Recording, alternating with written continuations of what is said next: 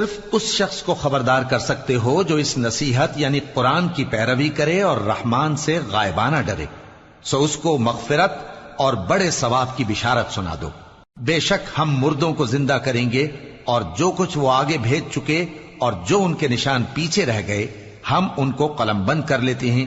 اور ہر چیز کو ہم نے کتاب روشن یعنی لوح محفوظ میں لکھ رکھا ہے۔ اور ان سے گاؤں والوں کا قصہ بیان کرو جب ان کے پاس پیغمبر آئے، یعنی جب ہم نے ان کی طرف 2 پیغمبر بھیجے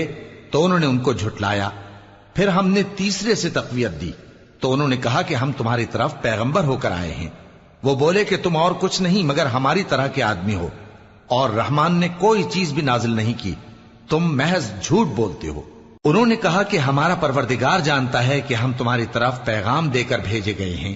اور ہمارے ذمے تو صاف صاف پیغام پہنچا دینا ہے اور بس۔ وہ بولے